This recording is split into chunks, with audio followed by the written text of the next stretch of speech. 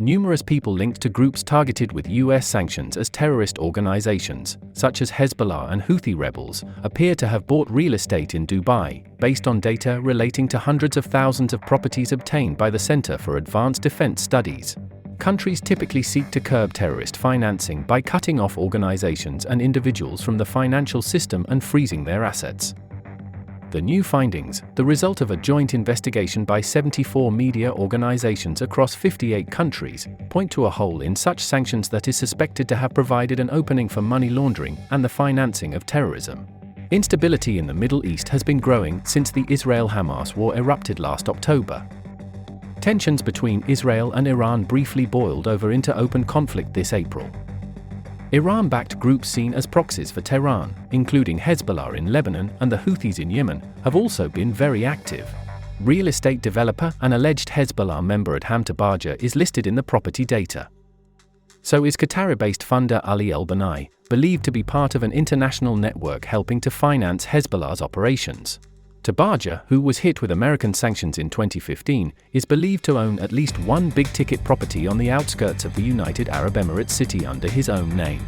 El-Banai is allegedly involved in a financial network for Hezbollah that encompasses the UAE, Lebanon, Qatar, Iran, Kuwait, Bahrain, Saudi Arabia, and Turkey. Ali Asiran, who was hit with sanctions for allegedly facilitating money laundering for Hezbollah through art businesses, was named as an owner of a property in Dubai's Burj Khalifa, the world's tallest skyscraper. All told, the probe found a very high likelihood that more than 200 people who could be targeted for investigation, including some under US sanctions, bought real estate in Dubai.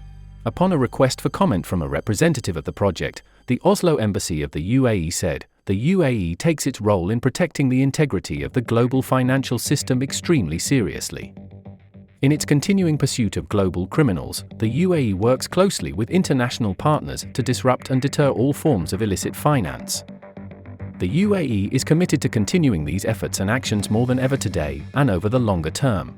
Dubai has strict financial oversight rules, but the authorities seem to be able to make exceptions if it is to authorities' benefit to turn a blind eye," said Jody Vitry, a professor at Georgetown University in Washington and an expert on corruption and financial crime.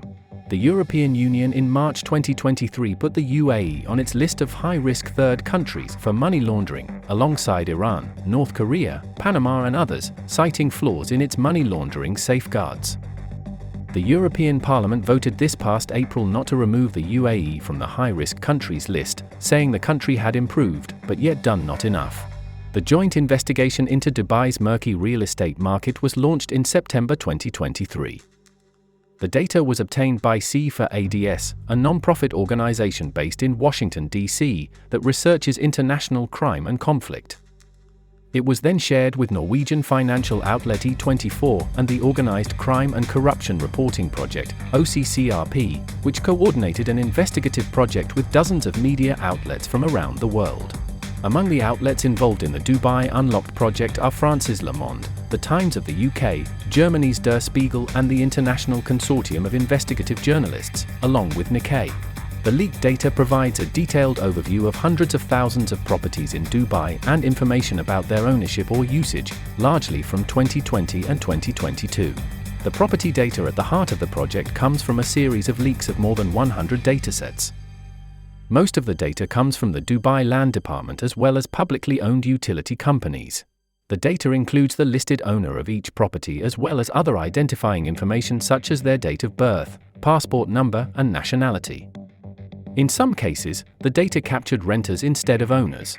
The OCCRP divided the work of examining the list among the participating organizations.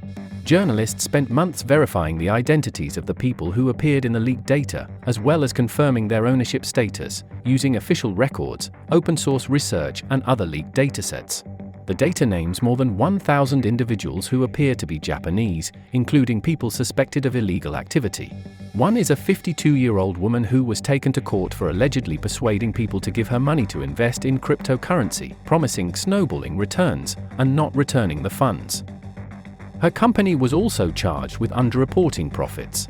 The woman bought a condominium for about $710,000 in central Dubai. She did not respond to a request for comment on how the purchase was funded. a 47-year-old Japanese man who owns condos worth the equivalent of $1.3 million, ran a digital gift card resale business that had repeated problems with cards bought through the service failing to work. Yoji Ito, an attorney who was consulted by victims in the case, argued that the service was a platform for money laundering that converted digital gift cards received by scam groups into cash. Dubai's real estate market is booming. According to U.K.-based property consultancy Knight Frank, in 2022, the residential housing market was roughly triple the scale in 2020. The price for a condominium in the Burj Khalifa has risen 55% since 2021. In 2023, the number of homes in Dubai that changed hands for at least $10 million rose by 92% to 431 units. Dubai real estate has been attracting money due to the strenuous efforts by authorities to woo the affluent across the globe. Starting in 2022, one could obtain a long-term visa just by owning around $545,000 worth of real estate. The absence of any taxes on real estate sales has lured many investors. In 2022, the UAE enjoyed the world's top inflow of high-net-worth individuals with at least $1 million in investable funds, according to investment advisory firm Henley Partners, beating out Australia and Singapore. For the past several years, the UAE has established its brand as a destination for the newly affluent, said Toshiyuki James Ashida, who is director of the Tokyo-based nature tax firm and is versed in activities of the wealthy. Dubai holds the advantage as a location to invest compared with other Middle East cities, with a favorable living environment and high real estate liquidity, said Yasukiyuki Kuman, a visiting research fellow at the Institute for International Monetary Affairs who is an expert on the Dubai economy. The UAE has been taking steps to increase real estate liquidity, such as developing an advanced registration system that uses digital signatures. Foreign currency and cryptocurrencies can easily be used to settle transactions. But there are issues with lax oversight, as exemplified by the arrivals to Dubai in recent years by wealthy Russians targeted by sanctions. One person named in past reports by the OCCRP is Ruslan Bazarov, a businessman close to Chechen leader Ramzan Kadyrov. Another prominent figure is Alexander Borodai, who once represented himself as Prime Minister of the self-proclaimed Donetsk People's Republic, declared after Russia's invasion of Crimea in 2014 and annexed by Russia in 2022.